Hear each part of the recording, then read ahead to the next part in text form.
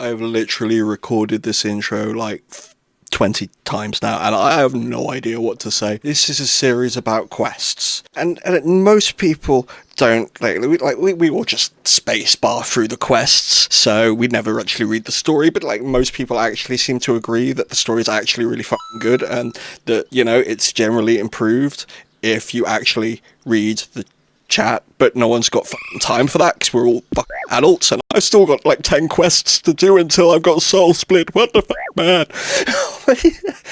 But I like quests, and I've always said that this game needs a by-release type series that just tells the story of the game from start to finish by the timeline order. It's a rip-off of by-release, but it isn't, because it's nothing like by-release, because I'm not Jimmy, and I'm not funny. So there you go, series about quests and telling you what's going on in the quests, so you don't have to read the quests. I'm gonna shut up and just let's just get this started. And I'm not doing this again, so go with that.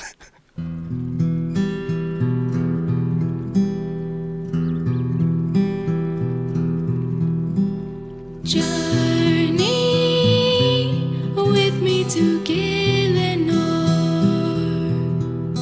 from Ashdale, a world to explore, in search of the book of 1,000 songs, as we set off from the shore.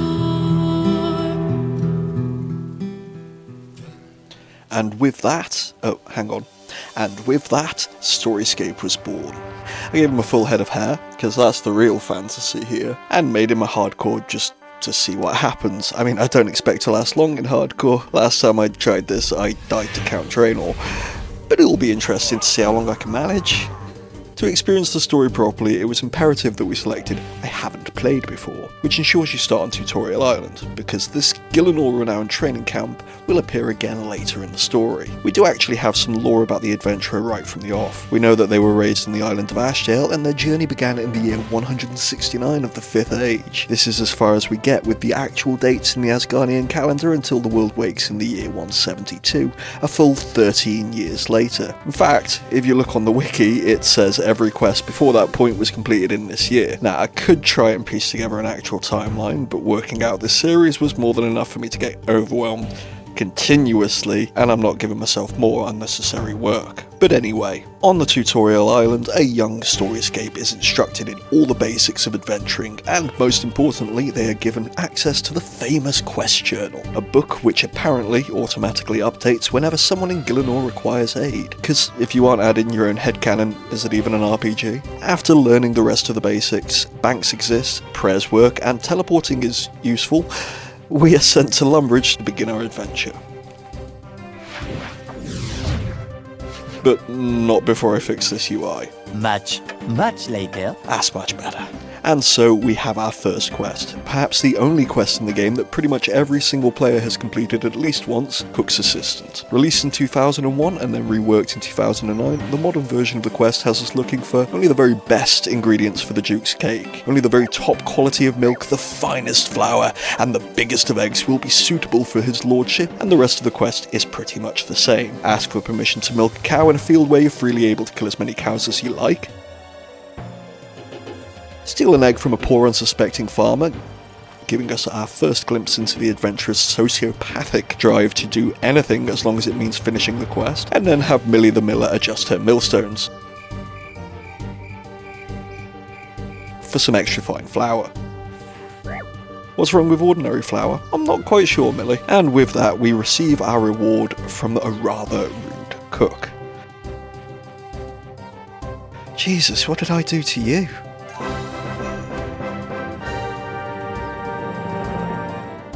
Next, we have the Blood Pact. Released in 2010, it's in this quest that we're first introduced to one of the signature heroes, Xenia. Although many of the quests originally planned with the signature heroes were cancelled, they do still appear and are the focus of many quests releasing all the way up to the modern day. Xenia meets us in the Lumbridge graveyard, as Zamarakian cult have kidnapped a young woman called Ilona. Ever the dullest tool in the shed, the adventurer decides to charge headfirst at someone with a bow, and you can guess what happens next. So instead we use the coffins for cover so we can get close enough to poke him with our butter knife. This quest's prime function was basically just to introduce the player to the old combat triangle. Kale is just some poor sod who's been roped into this by people he thought were his friends, so yeah, just give me your stuff and get out of here, dude.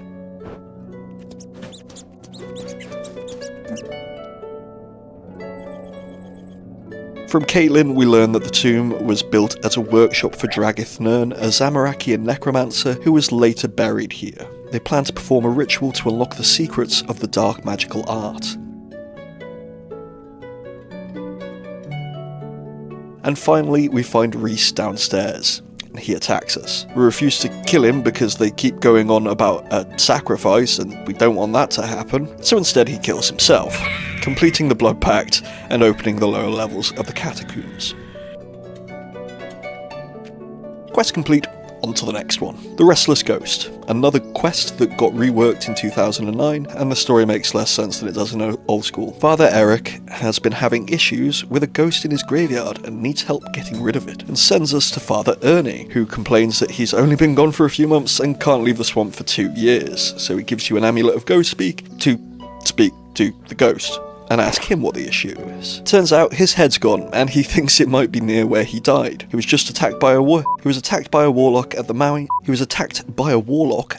just to the south of us. That's rather convenient. Okay, so in the original version of this quest, the skull is in the ruins of the old wizard's tower, presumably stolen by a necromancer. And when you try to retrieve it, you get attacked by a skeleton, probably left by the same necromancer to guard his shit. This version seems less logical. We find the skull, which is clearly visible, so first off, why wasn't it just moved with the rest of his body? And upon retrieving it, we're attacked by the skeleton of the warlock who killed the dude. So what, he just killed him and then waited there until he himself died, guarding just the skull for decades for no real discernible reason? I don't know, I'm dumb or the quest is, you tell me. It makes more sense in old school.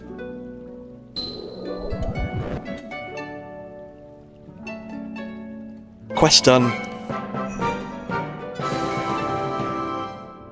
Ding! Time to go see a guy about some black balls. Next on the list is Shearer. This former quest has been demoted to a mini-quest, which is perfectly valid and has me wondering why certain other quests weren't also reclassified, but I'll complain about them when I get to them. He needs our help to fill an order for 20 balls of black wool. Super easy, if a little time consuming.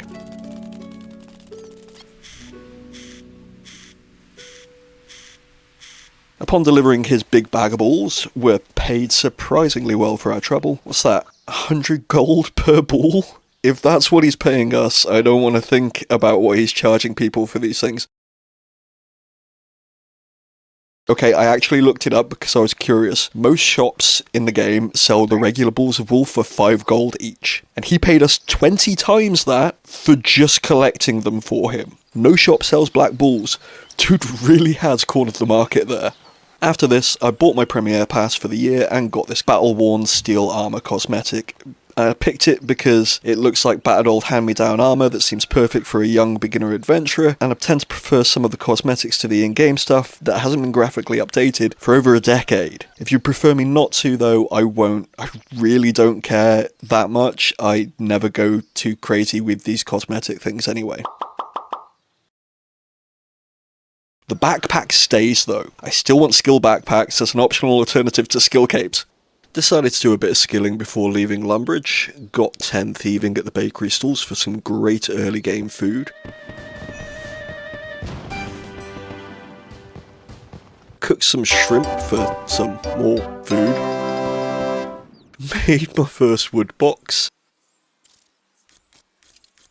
Then did some Slayer and Lumbridge Swamp. And made a set of iron armour to completely over-prepare for the fight with Delrith. This is a Snowflake account, so there are rules to it, but YouTube retention go burr, and I don't want to bore you guys with it. But I have left them in the description if anyone does want to check it out. I wasn't sure how long to make this video, but finishing the Lumbric section at roughly 10 minutes almost felt like it was meant to be. The next quest is another reworked one, so make sure you're subscribed to get notified when it drops. But for now, maybe you'd like checking out this video where I got a world first, beating Nakatra, the final boss of the Sanctum of Rebirth, on a controller. Peace.